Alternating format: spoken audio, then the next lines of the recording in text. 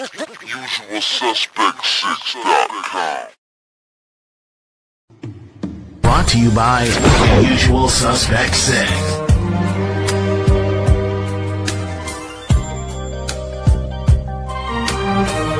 UsualSuspect6.com.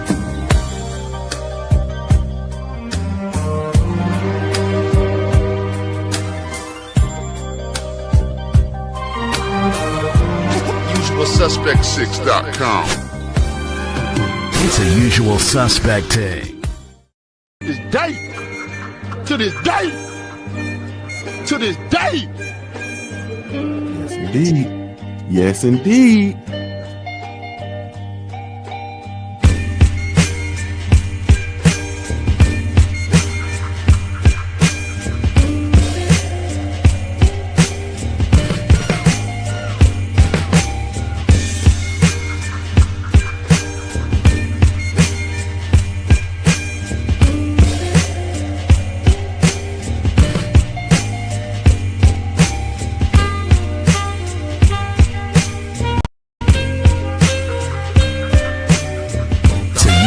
Suspect. Usual Suspect. From Buffalo, New York, ladies and gentlemen, here is the challenger, the IBF #1 ranked welterweight in the world, Ross the Boss Thompson.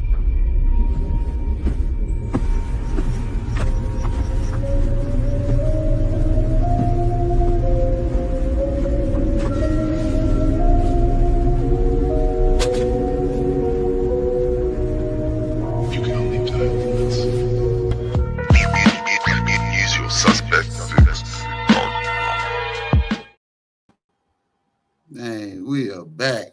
Did y'all miss us? It's been a minute.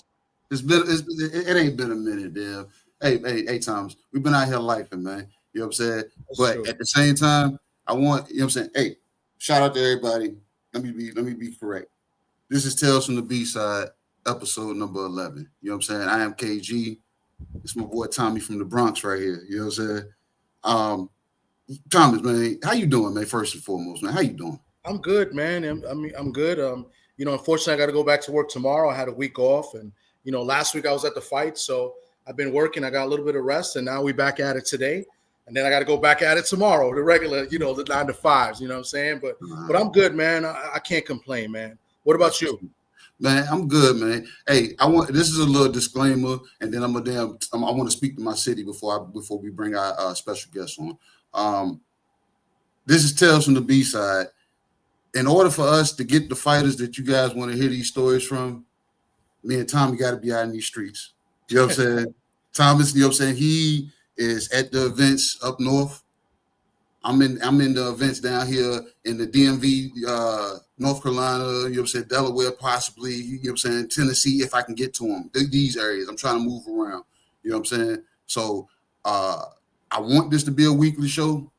But if we out here working, y'all got to understand, you know what I'm saying? We turning and burning, you know what I'm saying? And I love the fact that Tommy is out here, you know what I'm saying, being seen, you know what I'm saying, scraping up different fighters for us, different managers, different promoters, you know what I'm saying? Me doing the same thing I'm building here, trying to talk to, you know what I'm saying, everybody that I can talk to on the local level, you know what I'm saying? So that segues me into wanting to talk to and speak to my Richmond family real quick before we get to our special guest. Shout out to the people of Richmond, man. Shout out to the people of Richmond because 2 back-to-back weeks we put on 2 good events. We put on a good pro event at the Main Street train station. Shout out to Main Street main event. Shout out to my boy Johnny, you know what I'm saying, at 6335. Shout out to East End Boxing. Shout out to all those hands that helped put the ring together, put the chairs down, to serve the drink, serve the food. You know what I'm saying? Everybody that, you know what I'm saying, showed up, and to the fighters that showed up and performed. From the A-side guys to the B-side guys. There's some B-side stories coming from those guys too. And then we fast forward to present day yesterday. I was at a high school where they had amateur showcase. It's Gloves Over Guns, the 5th annual. You know what I'm saying? So they really did their thing with that. I think they had like 20 fights. 20 you know what I'm saying, 20 fights, you know what I'm saying, different gyms showed up, and you know what I'm saying, and the kids performed. You had kids that had pro styles, kids that had amateur styles, kids that might need to go back to the lab and work on it, you know what I'm saying, but at the same time they're choosing gloves over guns, you know what I'm saying. So but I ain't gonna damn talk too much on that, like I said, because this ain't what the show is about. This is Tales from the B-side, and with no further ado, Thomas, you want to roll that guy in, because he told you the funny story already. Yeah. Another story. So who we got covered in right now, Thomas? So we got, he's been a pro for a minute, 5-time national champion, with a record of 27-16-3. He's fought guys like Kelly Pavlik, Aaron Superman Davis, Montel Griffin, Fernando Vargas, Jeff Lacey. I mean, he's got a really, really good resume. None other than my man from upstate New York, Buffalo, New York, Ross the Boss Thompson. There you go. What's good? What's good? Hey, what's going on, fella? Hey, what's going on? Can't call it, man. We're just excited to have you on, man. I've heard a lot about you. I know of you and some of your career, and then you're going to educate us, more on your career, and give us some stories of like being the B side of fights, and just overall stories in boxing that you want to share with us. Let the people know. It's more educational. Let people know what to look out for, leading up to fights and stuff like that. So, I guess, KG, if you want to start it off with a question, I could, and we could get this popping. Man, that just throw me on the spot. No, I'm playing. No, but champ, I wasn't too familiar with you out off the rip, so of course, you know what I'm saying, I had to do, my little research. And when I went to go, first thing I do, since like I call myself being tied to boxing, when I hear a name, first thing I do, I go straight to Box Rec. Whether you're active, inactive, retired, whatever. And when I pulled yours up, I saw the names that was on it. I said, damn, what was I at? And then I started looking at the years that I hadn't dove all the way into boxing. Like I was like that kid that touched it here and there. So if you wasn't like a standout name, you know what I'm saying, I was a casual then. So if you wasn't that name like that, but you slipped through the damn cracks on me, because bro, the names that you fought, Jeff Lacey, Fernando Vargas, what was the other name that you said? Kelly Pavlik. Kelly Pavlik. And I remember when Kelly Pavlik was on the tear. You know what I'm saying? So I'm like, when did that happen? So speak to them, you being able to be put into these fights. You know what I'm saying? Was it you not having a care who you fought, or was it they just threw you in with these guys? Like, what was going on? Because you got names on your resume. How'd your management set that up? Yeah, I can't really hear it. It's breaking up. Oh, that's weird. So we say it's like, how did you get into the predicaments you were with some of these opponents, getting lined up with some of these, top fighters? Like, were trying you to move around? Okay. Can you hear me? Can you hear me? This phone breaking up. Oh. If, How about now? Can you hear us now? Okay. What about now? Can you hear us now? Can you hear me? Yeah, I can hear you. Can you hear me? Yeah, it's on his end, I think, because I can. You can hear me, KG? Yeah, I can hear you. I can hear him. Yeah, I can hear him too. Yeah, he's in that bad area. That's upstate New York, man. That's Yeah, that's that spectrum. He's close to Oddfella. It says we accept Canadian currency. All right, let's see. Yeah. Ross had to drop out of here, jump back in. But yeah. But like I said, a couple of those fights, man. Look, one of the kids, after he won fight of the night and everything. He gets out of the ring and he comes and jumps at me. So what's up, big guy? And I'm like, I'm trying to recognize who he was. And he was one of the kids that was at the fight the previous weekend. Mm-hmm. And he, you know what I'm saying, he was just there supporting. I didn't, and to be honest, I didn't even know he was a fighter. And this kid, we won the tournament belt, and he won several trophies, and he had a couple of sponsorships, you know what I'm saying, throw a few checks, you know what I'm saying. So I was like, damn, I said, so I told him, I said, man, there you go. All right. We're good, champ. You good? Yeah, I think I lost. Yeah, it's a bad connection, I guess. Yeah. It's a StreamYard sometimes be bugging too. Yeah, so, sometimes. Yeah. So you can hear us now, right? You good? Yeah, I can hear you Okay. better. So I basically want to say, like, before we get into, like, I mean, you're a 5-time national champion, right? So moving up in your career, how did you get into the predicaments you were in and some of these, you know, top-notch opponents? You know, how did you fare to get into those situations? You know, let's go. I mean, we could go with the first. I guess the first big fight you probably had was Fernando Vargas. That's, I think, what maybe a lot of people may know you more for. He said, "It's my show. Yeah, It's my show." Ain't that what you said? Well, in the Fernando Vargas fight, you was telling him that this was your show. right. Yeah. So just talk to us about that whole sequence leading up to the fight.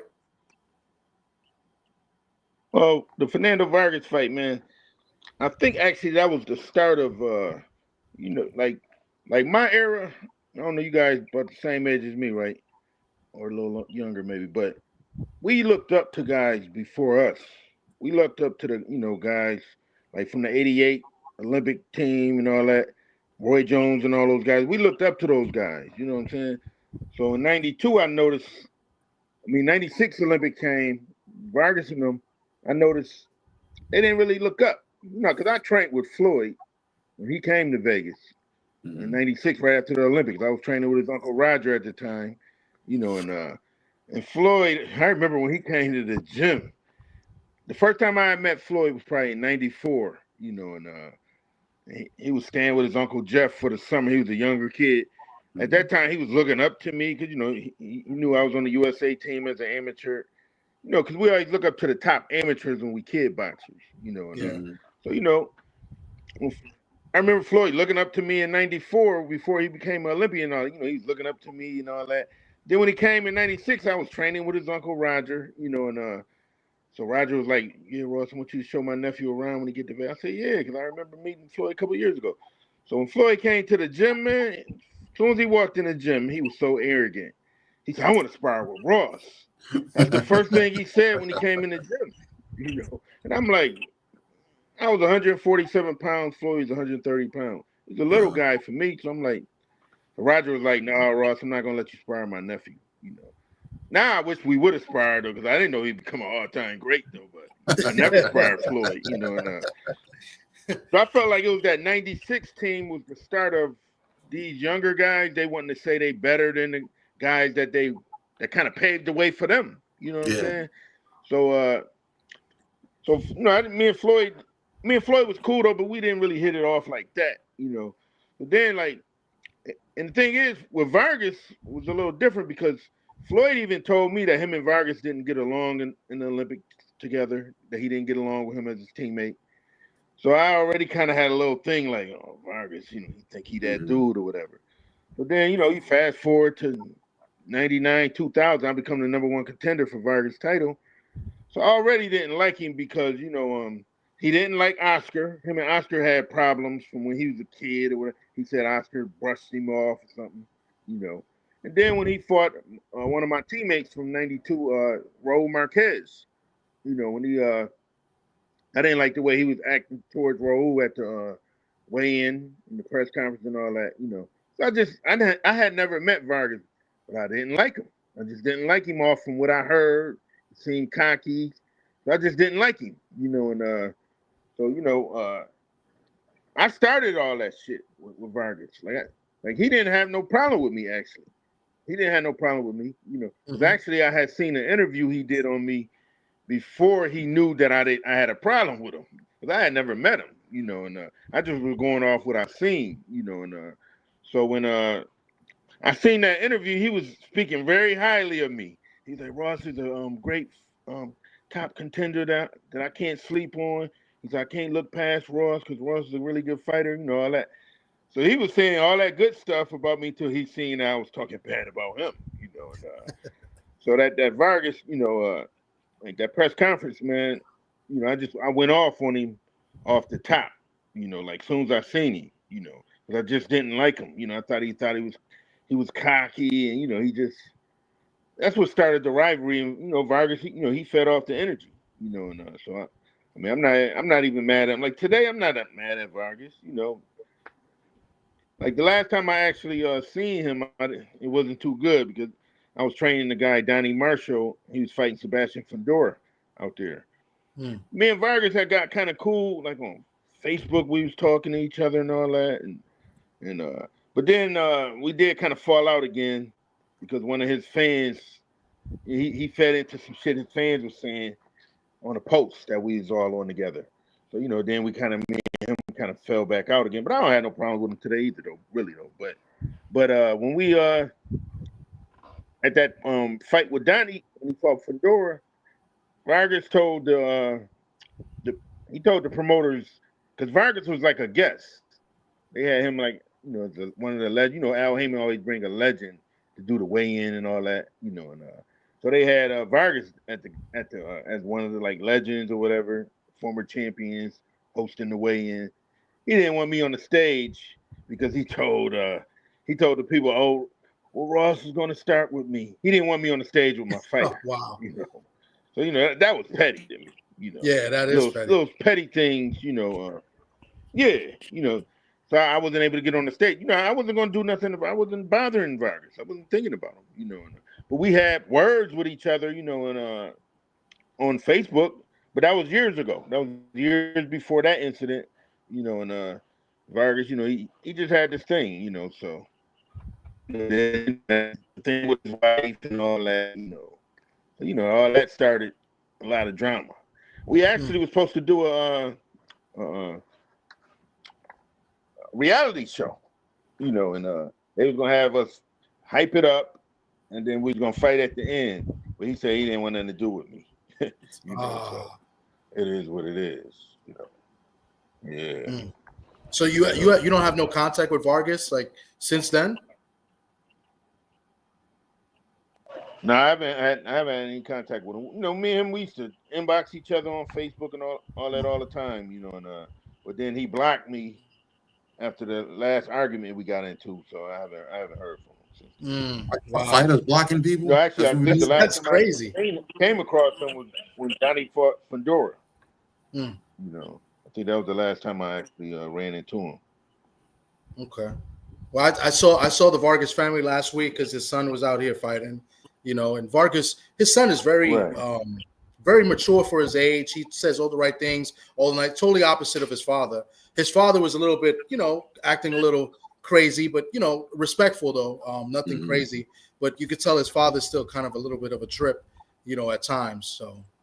Right. Yeah. Right. Yeah. Look, I want to stay. Yeah, I'm sorry. I wanted to stay on that Vargas fight, not for what happened, but can you speak to when your emotions get tied up into a fight? How how do you control that once, like for instance, you initiated this one? Like, how do you control those emotions, or do you just stay on 10 emotions when it go fight time? Like, how do you control that? Well, it was.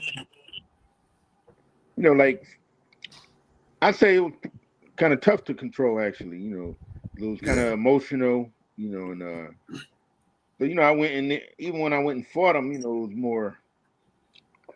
I kind of wasn't really myself. I was just going out there trying to kill him. I was really wasn't taking my time. Because work your way into a fight.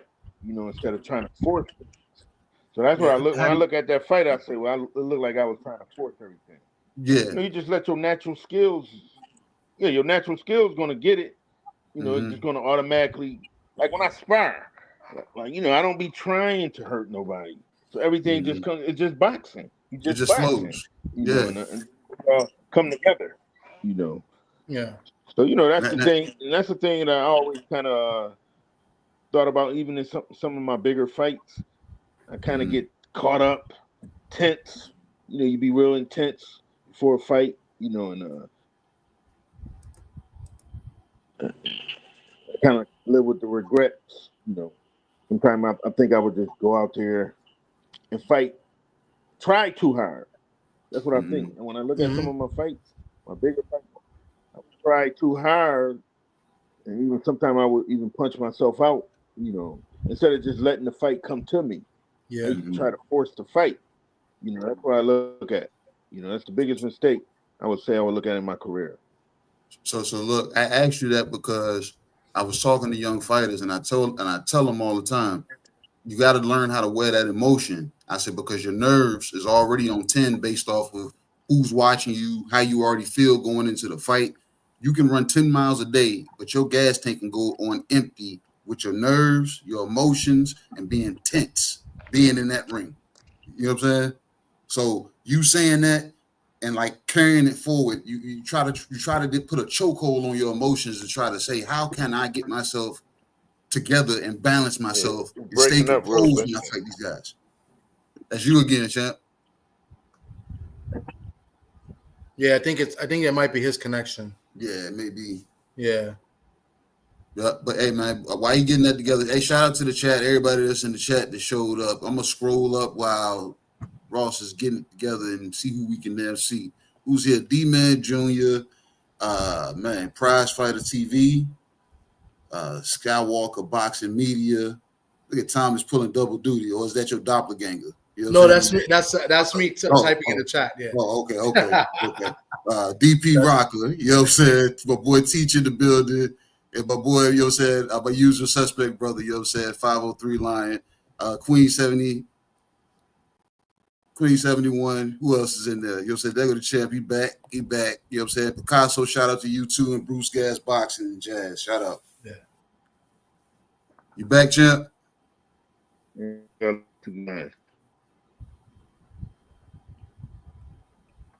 Yeah, we got tough. It's frozen. Yeah, it's like a little frozen. I think frozen. it's the reception. Yeah, that's probably what it is. You know what I'm saying? But if I miss you, you know what I'm saying, charge it to my heart and not my mind. Yeah. So I was gonna mention in the fight when he comes back, when he's comes back in that fight, I think the first round, I think he won that first round. He looked good against Vargas in that first round, I want to say. And then it seemed like he was trying to load up his shots. Yeah, he was with everything. That's why, and I feel that was a good question you asked him about the emotion, because he wanted to take Vargas's head off, you know. Yeah. But when he boxed in that first round, I thought he looked great. I saw a lot of young kids this weekend fight with emotion. You see what I'm saying? And their trainers being tasked to try to talk them off the ledge. So that, like, I really wanted somebody like, you know what I'm saying, Ross to speak to something like that, because I you know what I'm saying, knowing who he's fought and what he's went through. So yeah. Ross, you might have to move around. It might be a dead spot somewhere, maybe, that it's not connecting. Yeah, I've been trying to move around a little bit. Yeah, we hear you good though. Mm-hmm. Oh, y'all can hear me good? I can hear you good. Yeah, the picture's a little frozen, but we can hear you. Yeah, move them feet. The feet still work. Don't shuffle around. All right. Dance and move a little bit. Yeah. There you go. Yeah. All right. Yeah. So I don't know if you heard what I said. I said, and what KG was mentioned about emotion going into that fight. But I thought that first round you looked good. I thought you won that first round. You boxed, and then it looked like in the next round it looked like you started to load up the shots. You know, trying to take his head off. Actually, the first and the second round, 2 of the 3 judges had me winning. I thought the second round actually was my best round. Mm-hmm. Then at the third round, I looked in that fight and I said, "Well, damn." A minute and a half into that round, I was looking good, and then when they took a point away from me, that's when I lost focus, really. Okay. Because I was in the neutral corner when they was taking, because he kept hitting me behind the head. Yeah. He couldn't really hit me, so he was hitting me behind, getting frustrated. So took the point. That's what lost me that fight. I always say that, man. I would have never got caught with that left hook, because he caught me with the left hook right hand. I fought in the Philly shell style. At that time, I kind of changed my style up at different times in my career. But when I was training with Roger Mayweather, that's the style I was fighting. So he caught me with the left hook right hand, was the shot he was looking for. I was making him miss that punch the whole first 2 rounds, and then soon as when they if you go watch that fight, soon as when they took the point, 10 seconds after we started fighting, he caught me with that shot he was trying to catch the whole time. Because, when I was in that neutral corner, I was starting to think to myself, like, well, I'm about to be world champ. I felt like they was being fair. They took Yeah. a point away from him. They wasn't showing no favoritism. I felt like I was winning the fight at the time. Right after that is when he caught me, though. And that's what always bothers me. Like whenever I go back and watch that fight, I turn it off, man. after they take the point, because I'm like, it's over. I never was in the fight no more after that. And I always look at that, and I always try to tell young kids, man, never lose focus. Yeah. Boxing ring. I mean, you can't lose focus for a split second. Because at the end of the day, at that highest level, split second's gonna be the difference. All I had to do was get out of the way of that punch. The whole fight. One punch could change the whole fight. In boxing. That really made me understand that. Like one punch can change the whole fight. Like Meldrick Taylor and Chavez. That one punch changed that whole fight. Yep. Chavez knocked Taylor out. So it's tough, man. It's definitely tough. Dealing with things like that. And, you're a young fighter, just trying to learn, getting to different levels in the game. So it's tough. Definitely tough. Can I got a question? So, you being from Buffalo, New York, how did you link up with the Mayweathers with Roger? Like, how did that relationship start? Because not only was he trainer, you helped him in fights. When Roger was fighting, you was helping him spar as like a sparring partner and helped him train, correct? Right. I guess, with the Mayweather, I moved to Vegas when I was 17, and so the referee Richard Steele, him and my dad was like brothers. So I moved to Vegas at 17, so that's when I first met Roger. So when I was with Richard Steele, I was still an amateur trying to go to the Olympics and all that. Then after I turned pro, I was with Richard Steele for 3 years. Then when I got out of my contract still, Roger actually, man, I'm gonna tell you, Roger saved my career, because my first loss was to Adrian Stone. I don't know if y'all remember who he is. He fought Shane Mosley, fought a couple guys, but I got disqualified. From the UK? He was a UK fighter, right?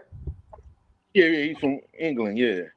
Because Bob Burnham, I was like on a working relationship with Bob Burnham when I was with Richard Steele, but I wasn't signed with Bob Burnham, so I was fighting on a lot of his cards. So I was fighting Adrian Stone on the ESPN show. We was the co-main event. And so in that fight, Adrian Stone, he had a rugged, tough style. He just come forward. But, I just didn't like the way he was coming in with his head. And the referee wasn't saying nothing. But I got really upset with the referee in that fight. I ended up getting disqualified. About the way I was talking to the referee, whatever. So that was an ugly fight or whatever. And after that fight, Bob Burnham, he was upset with me after the fight or whatever. And then Richard Steele told me after the fight that I got to change trainers and all this other stuff. Now,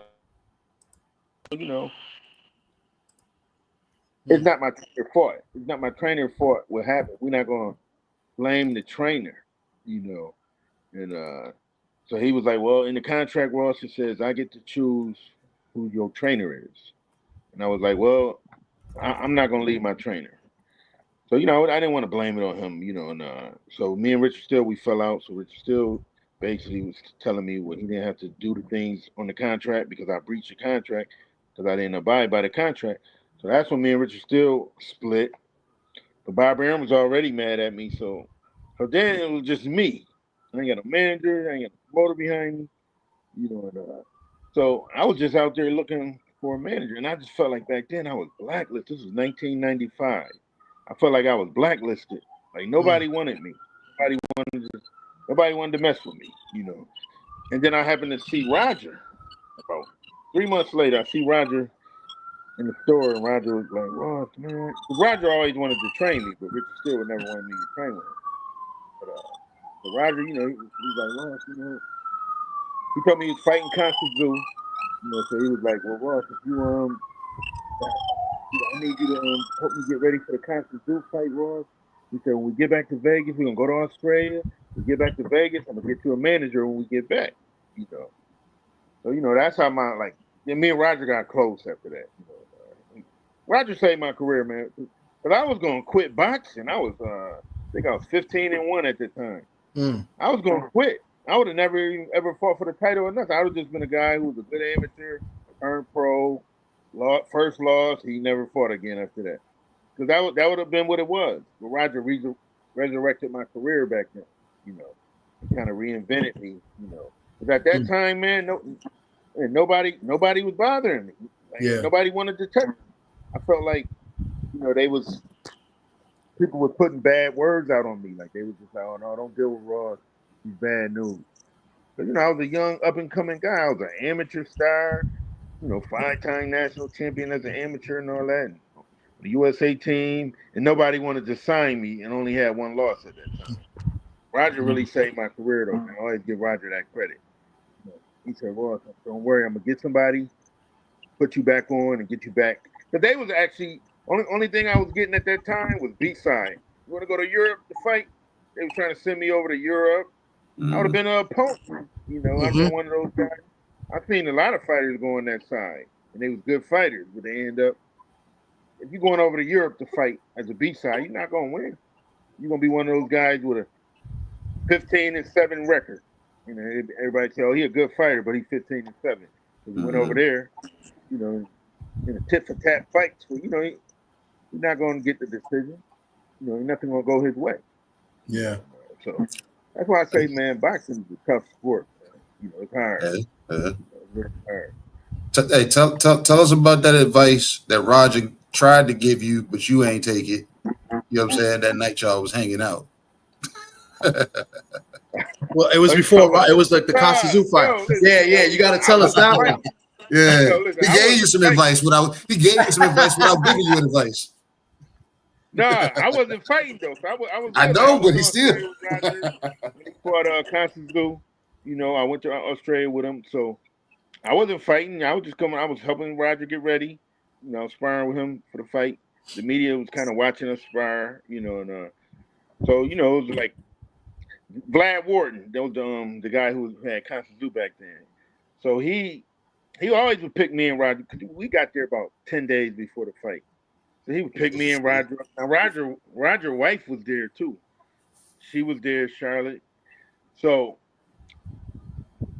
sometimes he would take all of us out to eat. We had the promoter Al Rodriguez was with us too.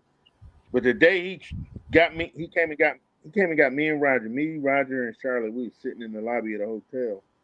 And he came and he just said, "No, just Roger and Ross gonna come today." So we leave. We think he's just gonna take us wherever. We ain't thinking he's just gonna take us somewhere, or whatever. So we in the car with him. He take us to this place. We go into this place. It's like a building. Then we go into the building. It's like there's all these pretty girls. It's like 7 girls came out, one by one, and they said number 1, then the other girl, number 2. So I thought it was 7 girls. So he gave Roger the first choice. He said, "Roger, which girl you want? Which number? Just tell me the number you want." And Roger was like, "I'm good," And he said, "Ross, what number you want?" And I was like, "Give me number 4." I went to the number 4 girl. So I guess he was trying to convince Roger to go with the other girl, one of the other girls. And I went in there with my girl. I did my thing, and Roger did. He did what he was supposed to do. Yeah. But, they just wanted Roger, to be not focused. This is the night before the fight. It was the night before the fight, man. Yeah, wow. That's why I don't understand why they waited. They could have did that 2 or 3 days. Maybe Roger would have did it, but I don't think Roger would have did it anyway, though. Well, you said his wife was there, right? Yeah, they wasn't the week. Yeah, his wife was there anyway. She came with us. Charlotte was with us. Wow. They wanted the weak legs. That's right. Ross said, don't worry about it, then, Roger. I'll go get them weak legs. Roger went 12 rounds with Zoo. That's the thing. Roger ended up going 12 rounds with Zoo. Because they thought Zoo was going to knock Roger out anyway. Roger went the whole distance. It was a good fight. Yeah. It was a good fight. Yeah, Roger was a really good fighter. But that's Roger, crazy, man. But being the B-side, going to another country, like I've heard of crazy situations what they try to do to make you uncomfortable. Here, they're trying to make you too comfortable before a fight. And that's the first time I heard of something like that before. Hey, Thomas, Ross said, "Hey, right. I'll take the He weak legs. said, I'll take the weak legs 15. Don't worry he threw about up the it. four horsemen side. He said, I got Right. he did the Ric I Flair. wasn't fighting. Woo! I wasn't fighting, so I was good. I was good. I wasn't He fighting. said, I ain't fighting. He said, I go get the weak legs. Don't worry about it. Right. Don't worry about it. So with that being said, I got a second question after that, but let's keep rolling with this. With that being said, you got any other stories like something maybe not as similar to that, but like being the B side, or maybe with Roger being on the B side, going to a situation where they try to mess with you before a fight? Oh man, I'm gonna tell you, man. Like, so this was early in my career. I was about 7-8-0 or something like this. So David Sample, I don't know if y'all remember David Sample. He's a good fighter. I heard that He name fought before. for the world title. Yeah, he fought Miguel Angel Gonzalez for the world title. He was a 135 pounder. So me and him was stablemates. This was early in my career when I was with Richard Steele, and Richard Steele managed David Sample too. We were stablemates. So they asked me to go. For one, I was sparring. I was helping Dave get ready for the fight, for the world title fight. So then they was like, "Well, Ross, we're gonna put you on the card," And so I was like, "Okay," So they was put me on the card against, just a tough Mexican or whatever.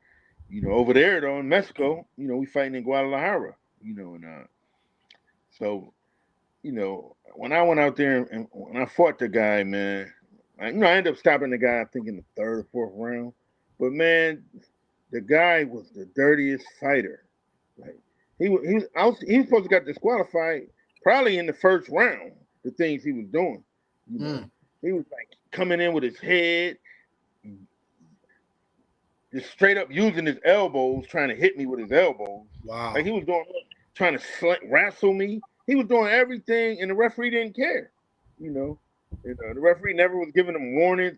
And all the fans in the crowd was on his side. They wanted him to win. Because I'm in Mexico, even though he wasn't no up and coming prospect. He was just an opponent, really though. But man, that was the dirtiest fight I ever been in, man. I ended up knocking him out, I think the third or fourth round. But the first 2 or 3 rounds, he was doing whatever he wanted to do. It was like a street fight for him. Wow. There wasn't no rules because the referee didn't care.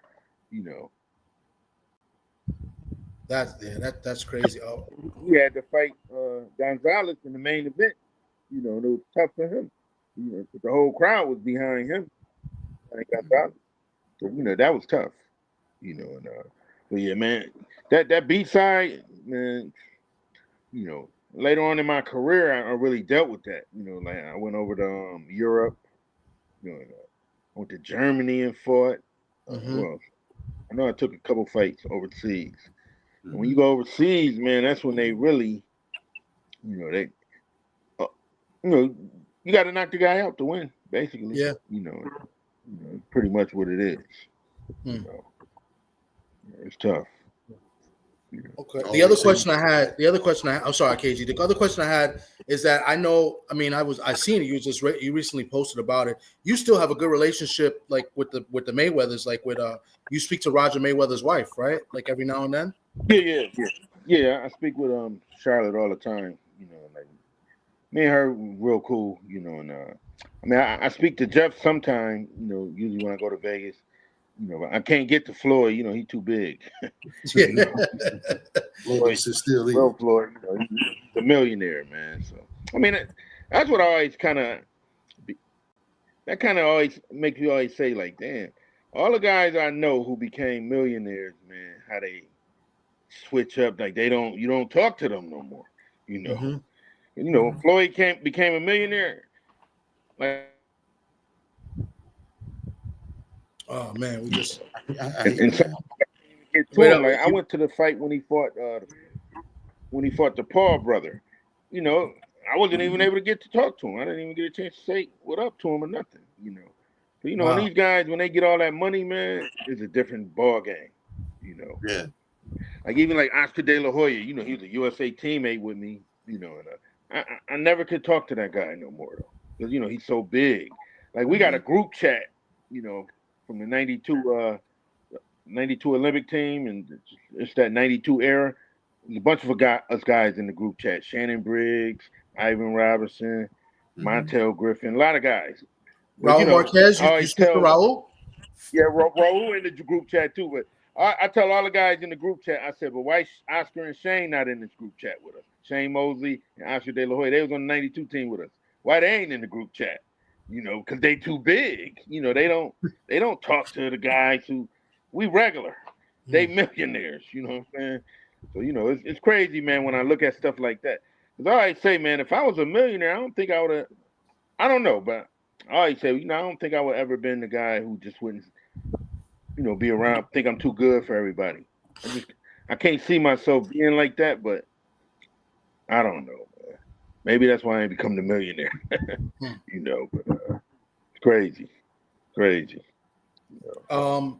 I mean, KG, if you got a question, jump in. I feel like I'm asking a bunch of questions. No, do you think, mate? No, because there's a question in the chat. That's a good question. So, somebody says, can you ask who hit the hardest who hit the hardest from any of your fights, from when you fought from welter to light heavyweight? I don't think you fought at heavyweight. You fought at light heavyweight, right? I actually fought 2 fights at heavyweight. Oh, you did fight. Oh, I apologize. So Bruce, Bruce Gas knows. Yeah. Bruce Gas knows the heavyweight. My bad. I apologize. Bruce, but yeah, who would you say hit the hardest? I would say the guy who hit me the hardest probably was Jeff Lacey. Jeff Lacey, okay. Yeah, Jeff Lacey, I think it was the 7th round. He caught me with a nice left hook. I was going to ask him, was it left hook? I was going to ask you, was it left hook? Yeah, left hook Lacey. Wow. Yeah. He didn't know he had me hurt, you know. And another guy, I have to say, Kelly Pavlik. I was just telling Kelly Pavlik, I just told him this the other day. We was talking on Facebook. He never had heard me say this, because when me and Kelly Pavlik fought, it was real competitive, and like we was talking shit to each other. Even years later, we'd be talking shit to each other. But I just told him the other day, I said, Kelly, man, you almost dropped me with a jab. And he didn't know, like, 'cause he didn't know back then. Yeah. Man, I think it was the 7th round. And Kelly Pavlik hit me with a jab, man. I was out on my feet with a jab. I'm telling you, you know, and people will be like, no, how you getting? No, I was out on my feet with that. Like, I was dizzy. I was like, damn, like it fucked me up. But he didn't know though, you know, because I was a veteran, you know, I was playing it off. He didn't know that he hurt me, but he hurt me with that jab. He almost dropped me with that jab, man. I remember when I was watching Jermaine Taylor fight with Pavlik. He fought Taylor a couple fights after me or whatever. So I was with my boy. We was watching the fight, and Jermaine Taylor was doing real good, kind of winning. But I seen him start catching Taylor with some jabs, and I seen Jermaine Taylor in that fight. He started blinking, and I said he probably got caught with that same jab that I got caught with, you know. So I told my friend, I said, rest in peace to my friend Teddy. But I told him, I said, yo, I'm a bet right now. Because Taylor was the favorite. I said, I'm gonna bet you $100 right now that Pavlik about to knock Taylor out. He said, I'll take that bet. So he took the bet, you know.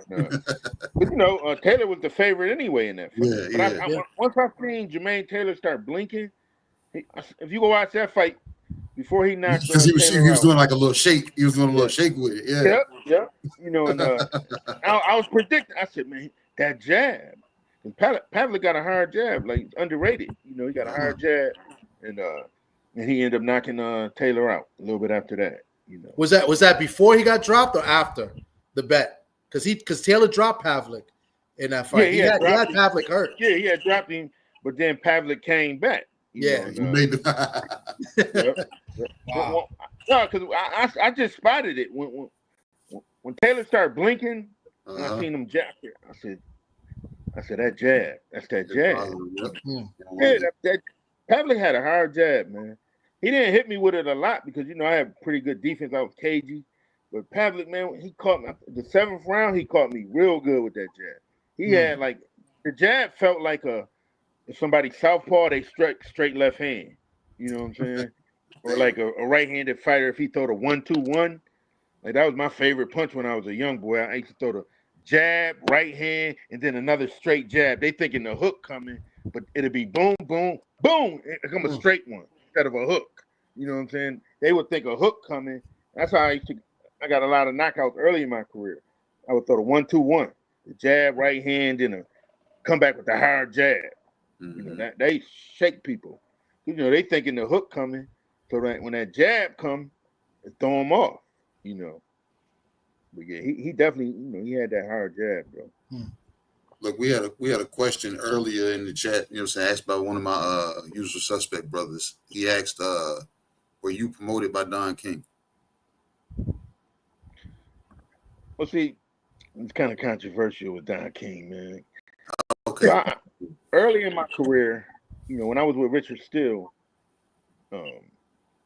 Don King tried to sign me. So what happened was, I was with Richard Steele. I was kind of had a working relationship with Bob Arum, and so I just happened to be at a fight. I think it was Orlin Norris was fighting somebody. I know it was an Orlin Norris fight, Terry Norris' brother, and I was just at the fight, you know. And Mike Marley, I don't know if y'all remember Mike Marley. He used to work for Don King.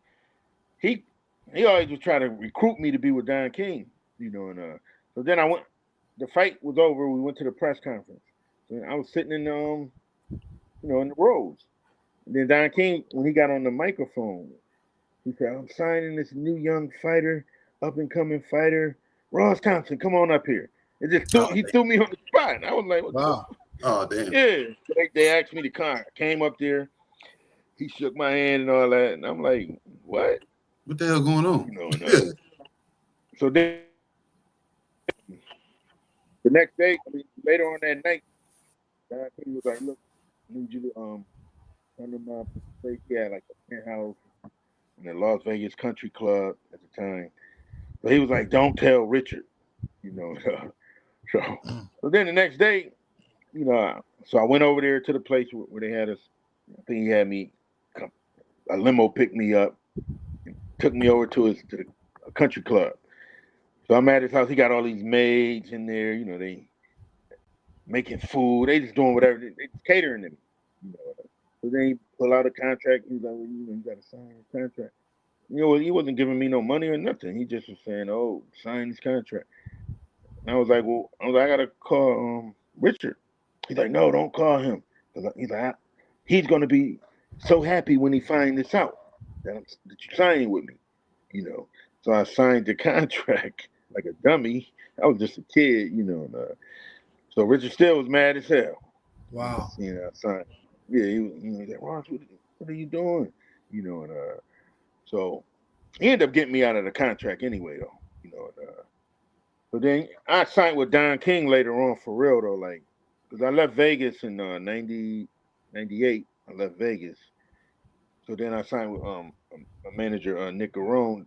That's the manager that got me for the world title.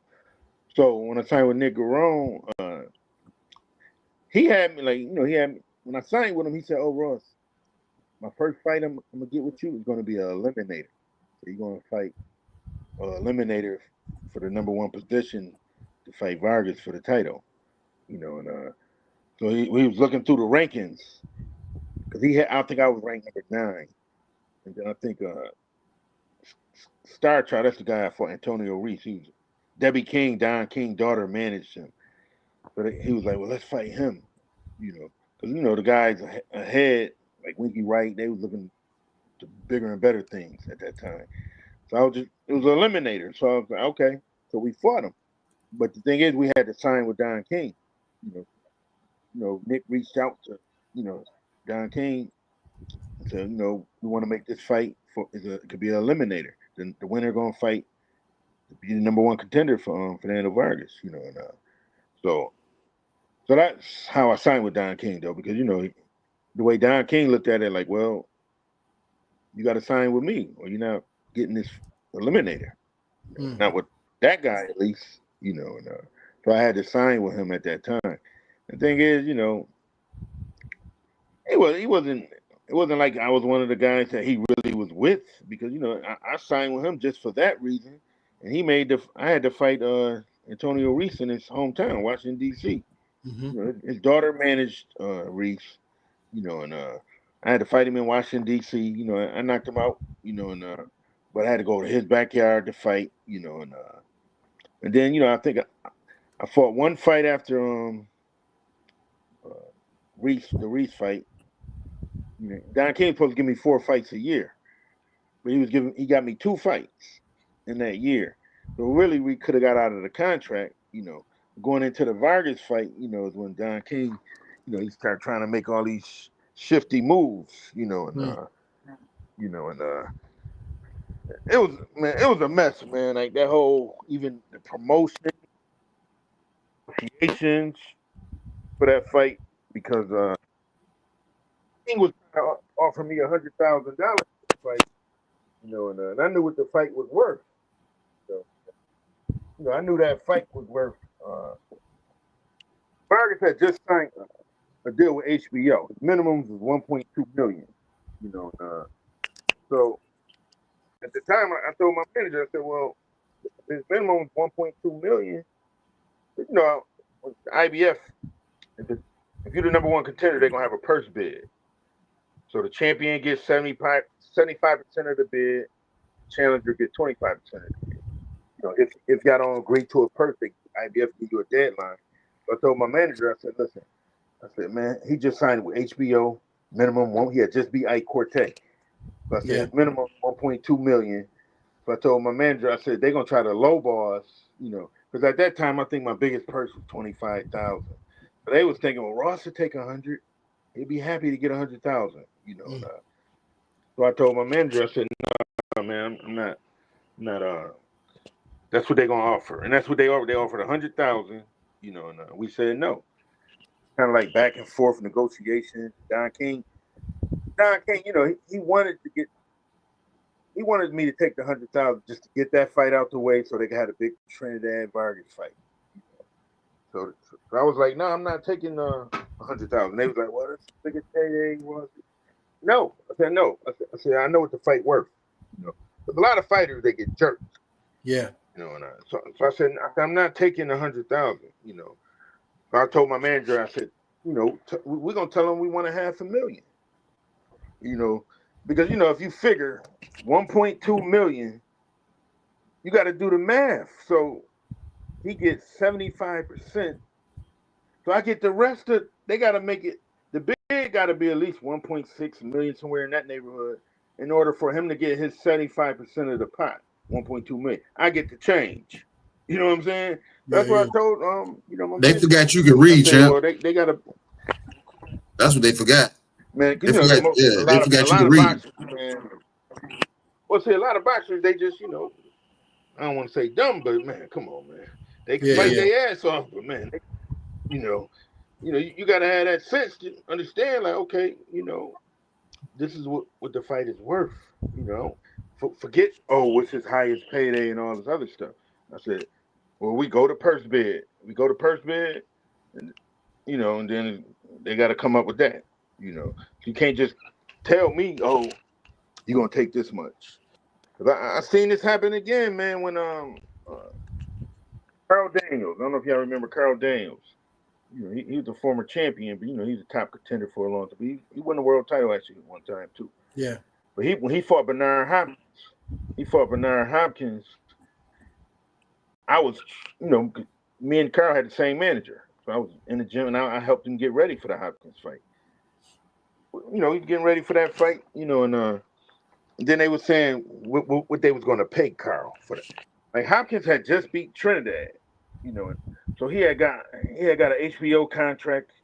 I think his minimum was 2.4 million, something like that. It was something in that neighborhood though, 2-3 million, whatever. And they offered Carl $125,000 for the fight, and he was the number one contender for Hopkins.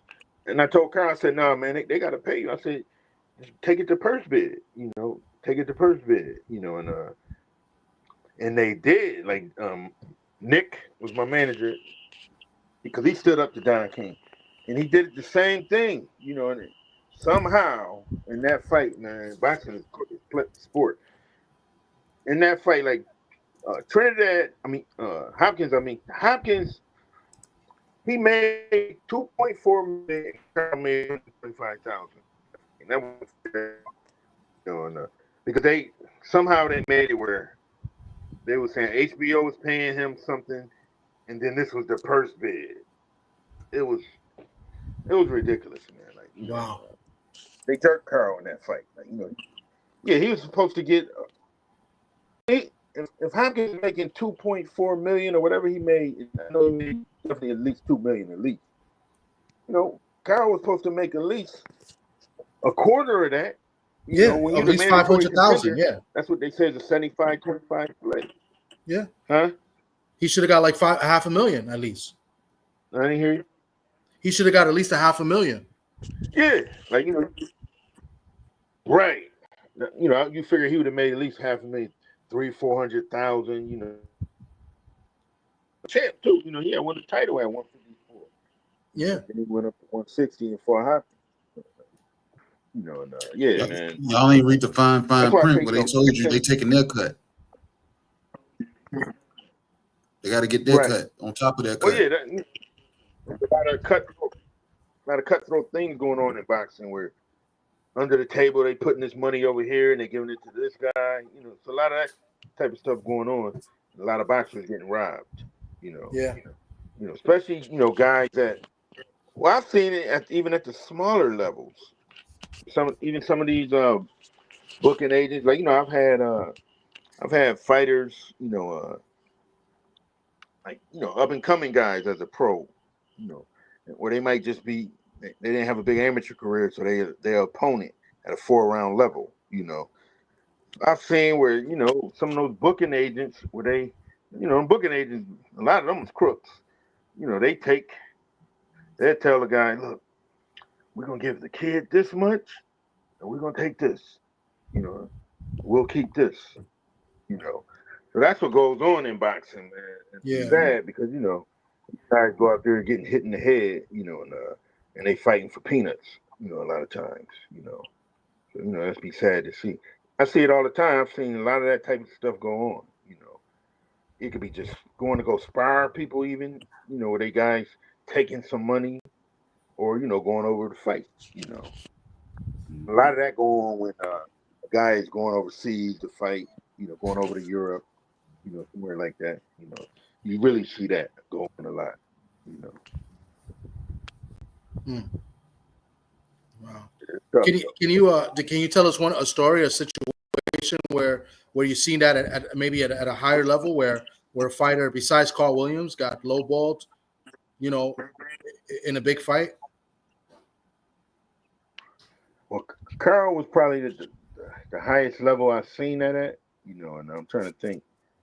Probably seen it again though, but that was at a high level. HBO, he's the main event. Fighting Bernard Hopkins. He's making 125,000, and Hopkins making 2.4 million. That's good. And I know I've seen it some other times. I can't think of it right now, but it'll come to my head. But yeah, man, that happens a lot in boxing, though. Too much in boxing, still to this day. Yeah, like when I was telling you earlier, when David Sample, when I went to Mexico, and fought on the undercard, I was a young fighter. David Sample fought Miguel Angel Gonzalez, and I seen a lot of bad stuff. Even then, that was like my first experience because at that time I was a young fighter. I was like 7-0 at that time. And I'm going over to Mexico, fight on the undercard with my stablemate. And the way they had that ring, it was just crazy. Everything, man. Like, favorite to Gonzalez. He was the champion. We going over. If you go over to Mexico, everybody knows. You go over to Mexico, man. You're not coming out of there a winner. If you go over to Mexico and win, then you did something big because you got to knock the guy out over there. Mexican fighters is the hardest guys to knock out, but yeah, it's tough, So I've seen all that. I've seen a lot of, bad stuff, in the game. Yeah. What about so besides that what happened in Australia and Mexico? Can you tell us another story? It might have happened like where it was so obvious that they wanted you to lose, and where it was very unfair. I can't really hear you. You're breaking up, kind of. Oh, I think you're breaking up again. I was saying another time in your career where you got treated very unfairly, leading up to the fight. Like kind of like the Mexico situation, the Australia situation with Roger, where they really try to, set you up to lose.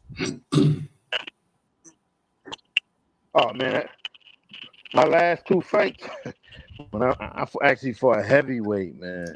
I fought Travis Kaufman. Yeah. Yeah, that was my last two fights. And well, I felt like the referee was an asshole. I ended up getting disqualified against Travis Kaufman. The referee was really an asshole to me the whole fight. I spent the whole fight arguing with the referee. And the first fight, man, it was just like everything they was doing pre-fight was just, to try to fuck with my head. You know what I'm saying? Mm-hmm. So, it was a real type of situation where, they was bringing me in there to lose, I guess. I felt I won that fight. They gave it to him. Mm-hmm. You can say that about referees too. Referees play a big factor in how outcome of fights come sometimes, depending on their bias or how thick that vanilla omelet was they got. So. Right. They definitely. What about the Well, my first loss. Go ahead. What were you saying? I'm sorry. No, I was saying my first loss I had, when I fought Adrian Stone. The thing is, I was working with Barbram. I had a working relationship with Barbram. I'm in Vegas. I was living in Vegas, so all my affiliation was on the West Coast. Mm-hmm. So my first 10-round fight, it was a co-main event on ESPN, and Adrian Stone was the guy I was fighting. Now his manager was Stan Hoffman. I don't know if y'all remember Stan Hoffman, but he was real close friends with Bob Arum. Mm-hmm. So when I fought Adrian Stone, I felt like it was a lot of favoritism with the referee. So that's, I think that caused me to have my first loss. I lost my cool. The referee, he just, he wasn't saying nothing to Stone about anything he was doing. He was following me. I wasn't trying to. I wasn't even worried about the fight no more. It was more personal with the referee. Mm-hmm. And then I ended up getting disqualified in that fight. Yeah, I got disqualified in the 7th round in that fight. Because it became personal. Mm-hmm. He was clearly showing favoritism. But yeah, man, it's just tough out there, man. The whole boxing game, man, it's just a lot of bullshit going on. A lot of bullshit. You said it. You said it. And that's why we do this. We do this to let people know, like, what fighters have to go through, sometimes just to try to get to that next level. Mm-hmm. And they got to deal with, not only the crap that maybe you were dealt with inside the ring, but outside the ring as well, leading up to the fight. So, we've heard some interesting stories. We've had Iceman Scully tell us some stories of him, like, they put him in the noisy part of the hotel or something, and they were making noise throughout the week. I guess it was somewhere in Boston. He was saying that there was a lot of noise and stuff. So, up until this story with Roger, that's crazy. They set you guys up with some ladies so y'all could be, so Roger could be messed up the night before the fight. They're trying to give y'all some cheeks and give y'all them weak legs, man. Yeah, man. Yeah, exactly. I wanted to ask you something, because there's a guy you fought. I wanted to ask you a question because there's a guy you fought who I think was very underrated, but he just fought in an era of welterweights where the welterweights were really, really good. You got to fight Obakar. How good or not good is Obakar? Obakar was a good fighter, and I knew Obakar, man, since we was kids. Like, we used to fight together on a little kid tournament together. So we knew each other since we was kids. It was kind of going our fight because the thing is, hold up, Ross. You're breaking up. You're breaking up a little bit. Obakar. Can you hear me? He's breaking up. It's like a little robotic. Can you hear me? You know, Obakar, he turned pro at a young age, you know, and so, you know, I don't know if y'all remember, but he kind of got he got a little scar, you know, he fight 2 leg fights all the time. So I hadn't seen him in years, like, you know, because I went to Vegas when I was 17. So I hadn't really seen Obakar since we was kids. So by the time I seen him in Vegas, I think he was about 25-0, had fought on USA Tuesday night fights at the time. At that time, I was like an amateur star, but I hadn't turned pro or nothing yet, you know. And so Obakar used to try to act like he was that dude, you know, somebody. You see one of your boys, he made it to the NBA or whatever. Yeah. Man, funny, you know. You know, I'm like, what's up? And you know, he kind of turned his nose, kind of was saying what up, but I was just like, you know, I ain't really like him. So then we sparred, you know, and then I was getting the better of him in the sparring. Then he got mad, you know. Then we really got into it in the gym. You know, so then when we fought, you know, they're trying to hype that part up, you know, and but you know, we kind of got over that by then because when we fought, you know, actually they had us doing a little stare down. We just started laughing though, you know. And, but then you know when we fought, you know, we just fought, you know, and, you know, I lost my dad like 3 weeks before that fight. You know, Oh man, I took that fight on a short notice. I was supposed to fight somebody else on that card, and I ended up. They called me on 3 weeks' notice. My dad had just died. I was in Vegas. I was in Buffalo. I was what I'm gonna do this for my dad. So, I'm gonna go take this fight. And you know, I took that fight. You know, he ended up beating me on the decision. Yeah. Look. Earlier in the show, that's another reason why I kind of asked you about the whole emotional thing, because I know about your pops and then your brothers. You know what I'm saying? Shortly after. I mean, no, your brothers were before, right? So, right. Yeah. So my brothers, yeah. So they died in 87, 88. Yeah. So like I said, having to wear that as a fighter, you know what I'm saying, and still, you know what I'm saying, go in there, put your helmet on, and bring your shield and your sword and say, I still got to go to work. You know what I'm saying? And I got a thing with the younger kids. They don't face that type of adversity. I know we lose people, but I'm just saying, as far as the adversity, that they're shied away from emotion now. You know what I'm saying? Or if they do have to face it, they crash out and they fall apart. You know what I'm saying? Somebody like you would, you know what I'm saying, repeated, you know what I'm saying, instances where emotion is tackling you, whereas damn life or you just beating yourself up. You know what I'm saying? It's how you wear it. Yeah. So that's kind of, you know what I'm saying, like early in the conversation. That's why I brought that up. Yeah. Well, that's the thing, though, man. I say, you know, that's something like you really got to train yourself for. That's what I start kind of realizing. You know, you got to train yourself to, you know, mentally be ready, you know, and be focused on what you're going to do instead of getting caught up. You know, that's what I always look back, even in my career, man. I say it was like I kind of got caught up. I always get caught up. Like I always talk to myself, I'm going to relax and all that. My thing, man, I used to put on them little gloves. Them little gloves was a big difference for me, though. When I used to put on them little gloves, I used to swear I was this big puncher, you know. Instead of just like when I spar people, you know, I have big gloves on. So you ain't trying to like hurt nobody. You ain't trying to knock nobody out. You know. Then you put on them little gloves, then you trying to throw big bombs.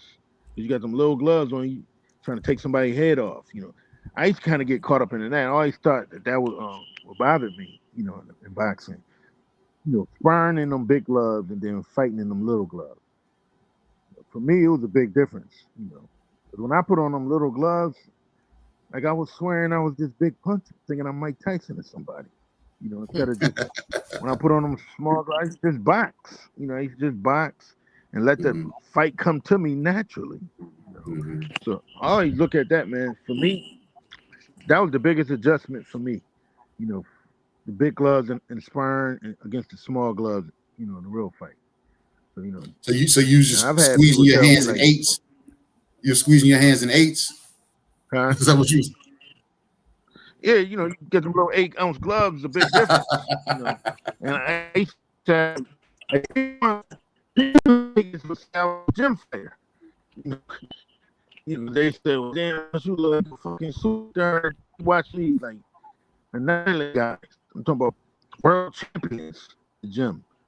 Mhm. You know, and I look at and I look at that and I say, well, damn man, because when I put on them little gloves, my mentality becomes different. When I turn them big gloves, just back, you know, just you know, you don't feel like you can knock nobody out with them big gloves. So you know, you just boxing. Plus it's just sparring, and then you Yeah. go fight. You know, you like it's time. You know, and then I used to be in the dressing room mashing my gloves together, and I used to be like, man, I'm about to knock this motherfucker out. So I look at stuff like I always say, man. As I start getting losses, I start talking to myself like, I just gotta relax. Box. Then when I got there, that first round, it felt like all that went out the window. I just go out there swinging, you know. I look at the first round of that verse, a lot of my big fights. Like I'm swinging, I'm coming out, you know, and instead of letting like I'm telling you being patient, watch a lot of guys. So I admire that when I watch, because I'm like, damn, I couldn't be patient like that. I just want to like catch this motherfucker now. Floyd fell. I don't care about the first round. I don't care about, you know.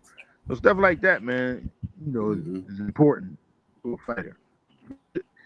You got rounds, you got 12. You lose first round. You just go out there, take your time. Once you get it all together, boom, you got it. Puzzle, you can figure it out. You know. Yeah. Really, you know.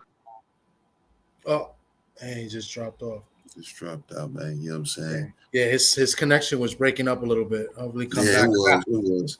I want to ask him about because I think he knew Vernon Forrest, and I want to ask him about Vernon Forrest because I think when we spoke briefly, I think he said that Roger kept Floyd away from Vernon Forrest, and I always said like you know when we talk boxing, like you know back in the day, like in the barbershop we talk boxing, I used to always say I think Vernon Forrest is the guy that could beat Floyd. I think it's just something about his style. I think he'd be the only one to beat Floyd. Like you know, Floyd obviously finished undefeated, but that name always comes to mind. So I was a big fan of Vernon Forrest, but Ricardo Mayorga was his damn kryptonite. Yeah, but he got in his head. Mayorga got in that's what I'm saying. head. Yeah, that's what it was.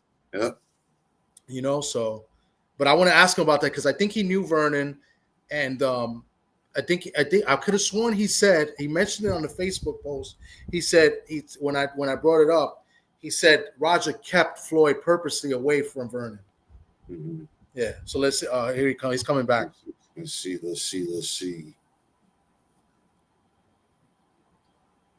Yeah, it's the spinning. It's the area. We got it spinning. Yeah, it's like it's. There we go. You back? Yeah, the connection was a little choppy. Yeah. I was just talking a little bit because I brought this up before. Did you know Vernon Forrest? Yeah, I'm good. All right, me and Vernon fought. We fought at the Nationals. Mm-hmm. Then I was on the USA team with him. Me and Vernon, we fought in '91 at the Nationals. But then I moved up to 147. Then I got on the team because Vernon ended up on the team at that tournament when I fought him. He won the Nationals that year, and then later on I won the National Golden Gloves later on that year. So then I got on the USA team with him. Me and Vernon was friends. Yeah, Vernon beat out Shane Mosley in the amateurs and the pros. Like he owned Shane. But I wanted to ask you because I briefly mentioned it on Facebook. Did Roger keep Floyd away from Vernon on purpose?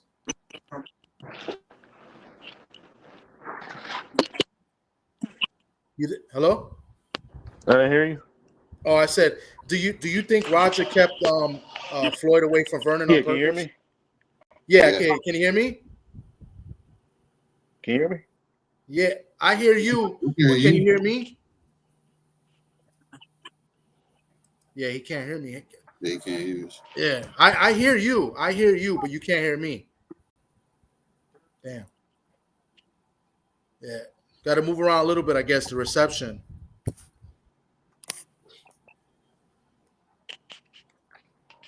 No.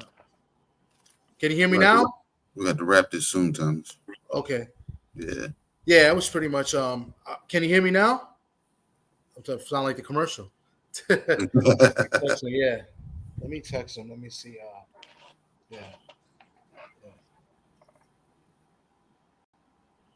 Shout out to everybody that's been here, whether it's from the first countdown or into present moment. You know what I'm saying? Appreciate it. You know what I'm saying? The chat, you know what I'm saying, rolling up. Cameron Fields, I appreciate you for showing up, bringing us some light, as always. Yeah. Ross, can you hear me now? No, I don't think he can hear us. I think he might be frozen too. Yeah, he completely frozen. I text him. Let me see if he responds. Yeah. Over there, go right there. You How about? Can you hear me now? Ross, can you hear me? No, he can't. The Canadian reception is close I can't by. hear nothing. Yeah. I hear him, but he can't hear. He can't hear He us. can't hear us. Text him and let him know we're gonna go ahead and wrap it. Yeah. Yeah. Can you hear me now? Are you there, Jim? Hold on, let me. I'm gonna text him.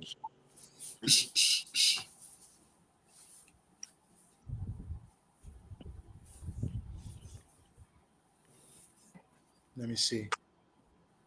Yeah, because I wanted to see what he said, and then I was going to ask him about Aaron Davis. That Aaron Davis's last fight, Superman Davis' last fight was against Ross Thompson. I was going to ask him about that too, but that was here in New Rochelle. Okay. Can he hear us now? Yeah, he can't Kind hear of us. breaking up a little bit. Yeah, it's breaking up. What about now? Let's see, because we gotta wrap it up. It's almost past my bedtime. Definitely past KG's bedtime. I know that. I just wanted you to touch on Vernon Forrest a little bit, but I don't think you can hear us. Yeah. It's like he's looking at us blinking. Yeah, it's funny that we could hear him though. Yeah. But that's how it be sometimes.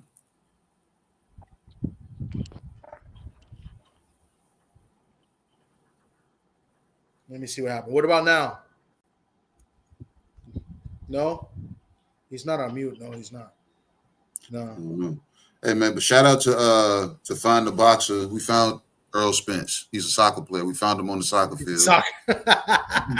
D-Man Jr. found him, and he won the monies. You know what I'm saying? He won all the monies. Unbelievable. So when y'all get out to the meet and greet, when y'all get out to the LDBC meet and greet, yeah. Y'all can he hear us? Lean on D-Man. I don't think he can't hear us. Yeah, I can hear you. D-Man got $5 for y'all to hold. Kind of breaking up. Yeah, we're breaking up. We just we're gonna wrap it up shortly. I just wanted like your final take on Vernon Forrest and that situation with Roger keeping Floyd away. If you could touch up on that, and then we're gonna kind of close out, and then we'll try to bring you back. Yeah, for another one. We'll do a continuation because you still want to keep telling stories. Yeah, I know this. And I want to hear them. Yeah, I definitely falling in and out. So can you hear us now? If not, I think we're gonna wrap it up. Yeah, it's a lot. He's saying it's a lot of static. Yeah, it's like breaking up. Yeah, kind of breaking up, kind of bad. Yeah, shoot him a text, Thomas. Okay, I hear him. Yeah, we can hear him, but he can't hear us. And then if he does hear us, we're breaking up on his end. So we can hear him clear.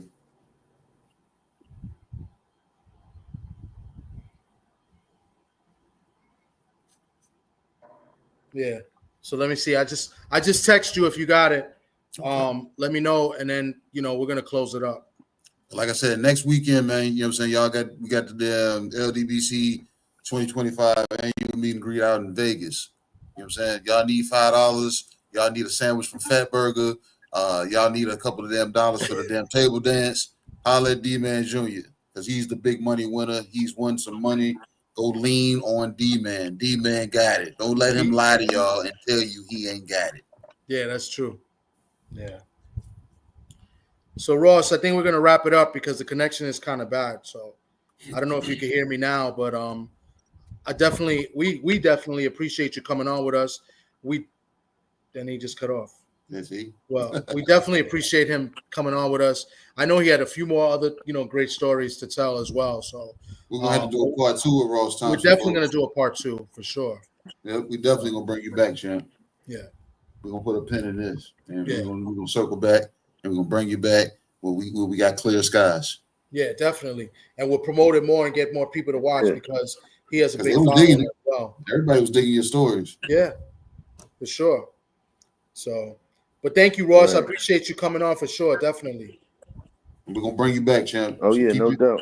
Keep your line open. We definitely gonna bring you back because we got to get a part 2 out of you. Yeah, definitely, for sure. I'm gonna give you a call a little bit later as soon as we finish this, and then we'll chop it up real quick. Okay.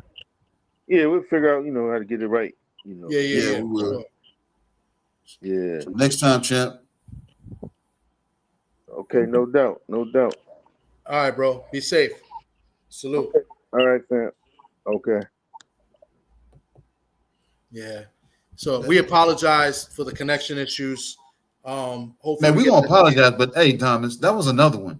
That was a good one, man. And he was another one, man. He was telling us, man. I mean, I was really hyped for this. This ended up really being really, really good.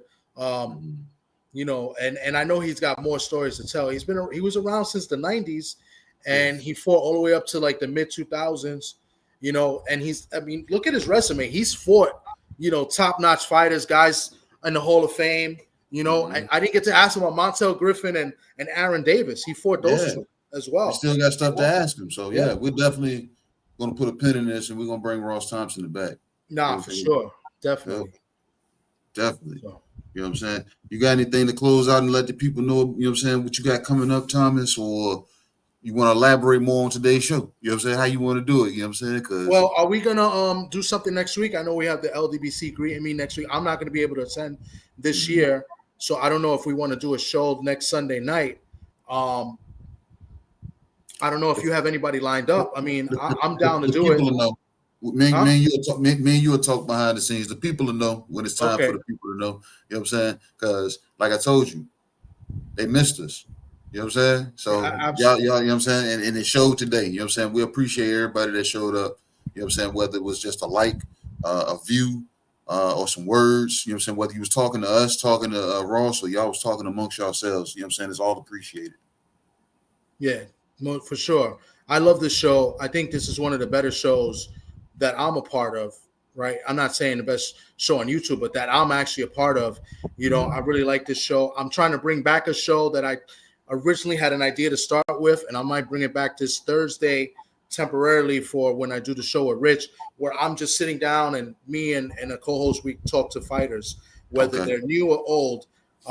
I'm looking to bring in a prospect this Thursday. He's got a fight this Saturday up in Philly, so he's an undefeated prospect from Philadelphia. I'm looking to interview this week, and then after that, I got another prospect, not more of a contender. He's got like 16 fights, so I say contender. From Kansas. I'm not going to say his name. I'm looking to interview him as well. So I'm looking to bring that back. It's basically called Ring Talk Conversations, where I'm just conversing with a professional, whether it be a professional fighter, a manager, coach, YouTuber, anybody. So I might even bring you, KG, and interview you. You know what I'm saying? So it's just good boxing conversations. I'll be interviewing you per se, or whoever I have on, and then we'll talk about the what's going on in the latest boxing news. That's basically keep it real simple like that. But it's always good to get the perspective of a professional, and that's the concept of it. So. Yeah, so that's what I got working on. And of course, I love the Tale of the B-side. I know you got a few guys lined up to be on this show, which is going to be great. I'm not dropping no names, but I know you told me a few already. So yeah, we got a few, man. You know what I'm saying? I got a couple of meetings this week with a couple of people here for the Richmond and surrounding Virginia areas. You know what I'm saying, that they want to discuss with something building. So I'm have more info about that after, you know what I'm saying, this meeting. You know what I'm saying? So, but y'all tap into Mom, man. You know what I'm saying? We bullshit on the Beltway. You know what I'm saying? Supreme Beast Boxing Talk. You know what I'm saying? Cadillac Red, myself, and the usual suspects. And man, like I said, man, shout out to D-Man again for winning. Everybody that's getting their tickets, they ain't got their tickets, or was getting their tickets, or already got them. You know what I'm saying? Be at the damn meet and greet next week, the LDBC meet and greet. You know what I'm saying? Be there, or as Junior would say 2 to 3 years ago, he said, take a shot of bleach. You know what I'm saying? So it is what it is. You know what I'm saying? I want to shout out Ross Thompson for pulling up and, you know what I'm saying, giving us, you know what I'm saying, some stories. I want to shout out my boy Tommy, you know what I'm saying, from the Bronx for being here and, you know what I'm saying, continue with his support that he, you know what I'm saying, that he's been pushing through with. Because I see you, man. You Thomas will like everything. You know what I'm saying? I don't even know if Thomas really like it, but Thomas will like every damn thing. You know what I'm saying? Thomas is that parent that you would love as a dad. You know what I'm saying? My dad likes everything I do. You know what I'm saying? So I think at my age, and because I watch so many channels and I watch so much content, you know, I just have an appreciation of everything of what people do, you know, and there's a little bit of what people do that I wish I can do, you know, and that's why I like doing these interviews and having people on, because, you know, it's good for the people to hear what I got to say and what you got to say. But sometimes people don't want to hear me talk. They want to hear it from a professional, somebody that's been there, done that. So let's focus on them. And it's my job to try to get it out of them to, you know, entertain you guys.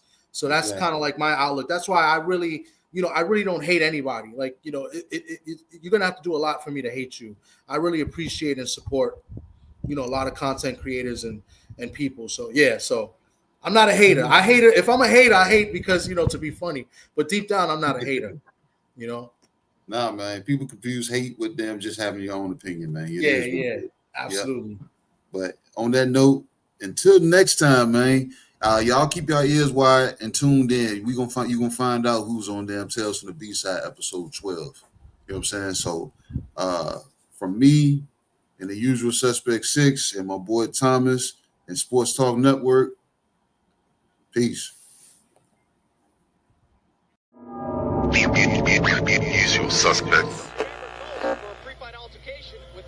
From Buffalo, New York, ladies and gentlemen, here is the challenger, the IBF #1 ranked welterweight in the world, Ross the Boss Thompson.